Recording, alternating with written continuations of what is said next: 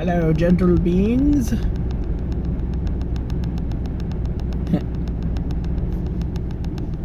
How it is, what it is, who it is. Who is this? New phone, who dis? Don't listen to me. Just turn it off.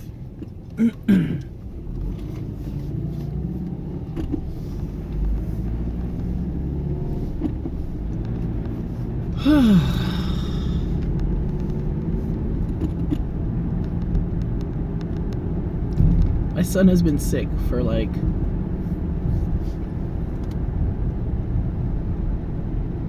probably 4 days, and just like the miserable kind of sick, and it seems just like sinus congestion or something. I don't know what it was, but just miserable, and just up at all hours of the night, and just wakes up crying, and he's all stuffed up. And I understand and feel for him because I have been there. I just haven't been there 100% of the time for 4 days straight.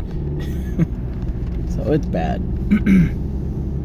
But he was not eating, just wasn't hungry, which I completely understand, after the first couple days. But then you could see he was getting skinnier, and it's just like, you gotta eat something, or we're going to the doctors, and they're gonna put a tube in him or something. He needs to eat food. But his throat's sore too, so it was just like a balancing act. I don't care if he gets ice cream. He just needs calories in him. But the bloody doctor wouldn't schedule the same day, and it wasn't our proper pediatrician. And people would always talk about this before we were parents, like, oh, a good pediatrician, man, you got to get a good pediatrician. They'll like stake out, set up a tent in front of the Best Buy at 2 a.m. to be the first in line to get the good pediatrician. A good pediatrician makes a huge difference. Oh man. But yeah, and they wouldn't do his pediatrician wasn't available that day, so we wound up like kind of holding out, and I just kept getting more and more worried, and everything felt like it kind of broke, but he was still very whiny, like mentally in that just state. And with a lot of yelling and screaming and threatening to go to the doctors and cajoling, he finally like put the slightest amount of a pouch, those little squeeze pouch things, in his mouth and ate it. And then after that, he had a little bit more, and then was more amiable to putting food in him. And I couldn't figure out, there was something just like at the tip of my brain. I was trying to figure out what it was, and it was butter. Couldn't get him to eat anything, and we just took the country crock and opened the top and set it on the floor and sat down and then scooped some with my finger and ate it, because we caught him a few months ago doing that. He went to the refrigerator, took the butter out, set it down on the floor, popped it open, and was just sitting there eating it. We're like, what are you doing? So I remembered that, and I set it down, and I opened it up, and he has like all the stalling tactics, but eventually he did have some butter and was like, and then he had like a big scoop, and then it was like, oh, just eat, bud, please.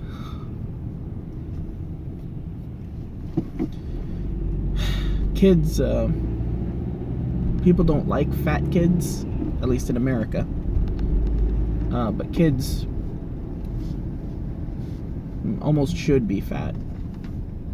I know, you're like, oh, whatever percentile for weight. Yeah, if you're an adult and you're fat and you get sick, like, you miss out on some work. If you are a growing child, particularly infant in that age, not infant, but, well, definitely infant, really anything under like 5 or 7, really, definitely under 4 and 3, there's a lot of developmental peaks that happen during that time, and there's growth spurts that definitely happen during that time. and there's a lot of stuff with like brain development and lots of things that happen, and it seems to happen on kind of a schedule. There's a book called I think it's called The Wonder Weeks. Really good book.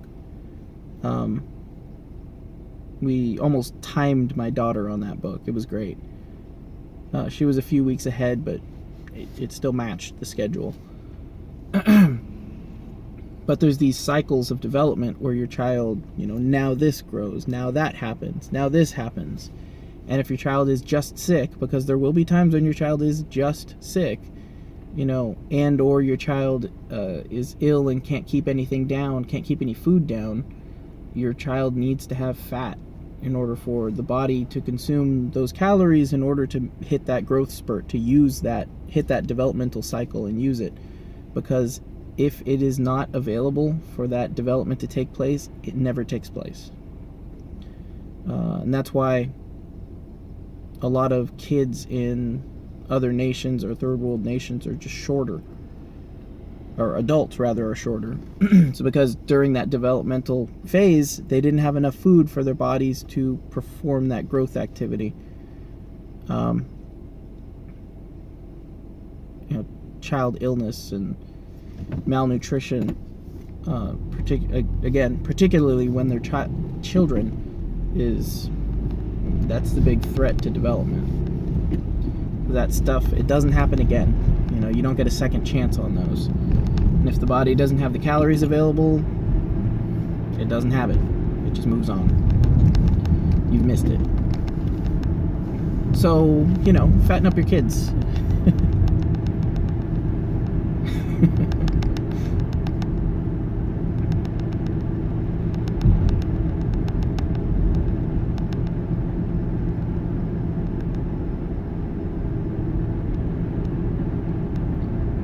A street on my way to work called California Street.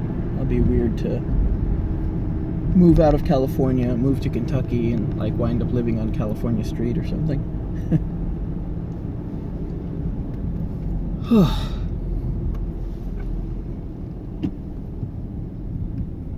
I'm really happy that he's eating. I was very happy to see him put a teaspoon of butter in his mouth.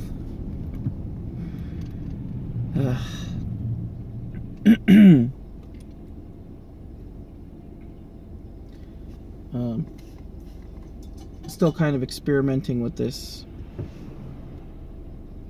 I don't know if you'd call it a diet, but the way that I'm eating now, eating less frequently or not eating for 16-hour periods, that kind of thing.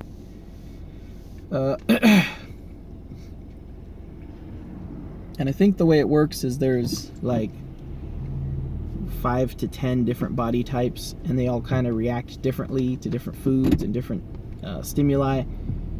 And I think that's kind of where well, it worked for me, well, it didn't work for me, well, my tests say this, well, my tests say that. As with anything, it's well, whatever works, try what works. And this is definitely working. I lost over 20 pounds in the last few months of doing this. And I started out not even doing the 16-hour fast. I started out doing just more fat and less sugar, less carbs. And I'm not saying no carbs, and I'm not saying, I'm not on a forum or on Reddit screaming at people. But, comparatively, it's a lot less carbs. And it's better. I feel better. I mean, I still have I don't know. Maybe at this point, maybe at this point I'm having fewer mood swings.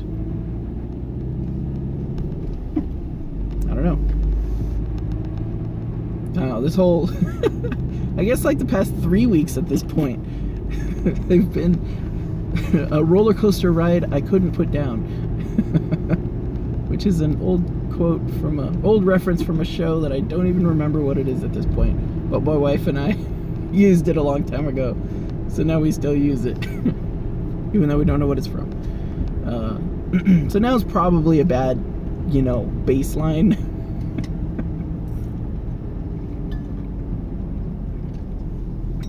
So I've been doing the buttered coffee, and that's definitely kept down the appetite. But the regular coffee doesn't do as much. Oh my gosh, it's frost. There's frost on the roofs. I didn't even notice. Goodness. Alright, whatever. Let's get on with some fall. I said fall, not winter. Man, I wish it would. Fall is ridiculously beautiful out here. Ridiculously. There's like this neon orange that some of the trees get. It is unbelievable. Unbelievable. I pulled over when I first saw one of those. I did not believe it. Literally. But this is kind of it seems like kind of a low-key fall. It's stretching out, but there's like cold levels. There's like temperatures at which the leaves start changing, and like for the last few years we just had like these just like dead drops in the temperature, and then the leaves would just be like green and then brown and then on the ground, and that was it. You had to pay very close attention to catch any trees in transition. But if it's more gradual, then you get to see it a lot more, which I hope happens, because it is beautiful.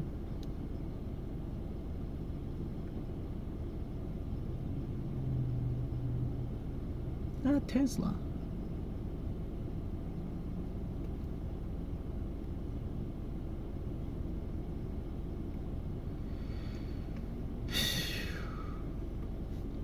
Pretty sure I'm gonna go to the, what is it, Cleveland? Yeah, the Cleveland, Ohio meetup. It's like a 6-hour drive, but keyboards. I'm gonna have stuff to bring and show, and I'll see if I can convince Unicomp to let me bring a couple of buckling springboards. They have some demo stuff too.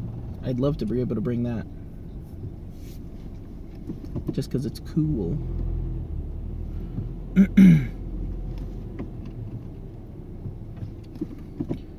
But yeah, you're a keyboard builder, Harry. As weird as that sounds.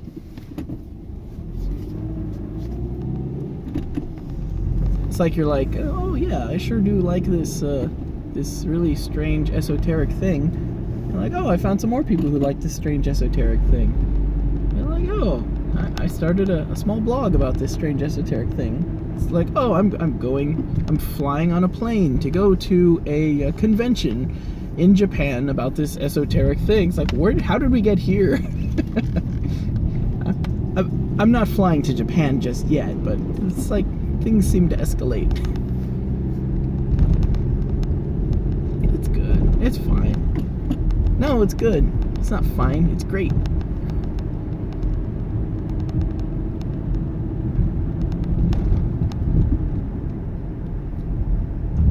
As far as I know, and I know a lot, I'm the only one making boards that have adjustable columns.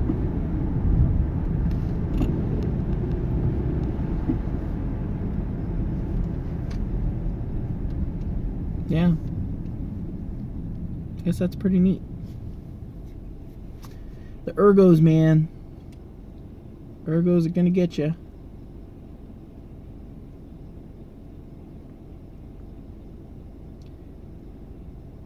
So, my problem with the next Signum version, which will probably be like Signum 3.0, like official release. But my problem is I keep trying to build more stuff into it. Like, you know, I have all these ideas, that are, I don't want to say half-baked. Well, they're almost fully baked. And I'm like trying to implement them all at the same time, and that's just really not the right way to do it. I'm a little excited to get a board back to the original Signum 3 prototype, rather than the 3.1 with the number row. But I want to add some of those sweet 3.1 features to a regular 40%, so that you have that small form factor. And, you know, black PCB and all that good stuff.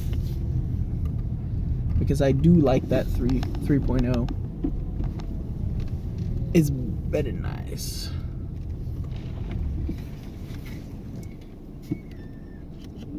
Squeaky, squeaky. I am, to the dismay of many, probably going to ditch the Thumbhole, though. I know. I'm sorry. Press F to pay respects. Rip and pepperonis.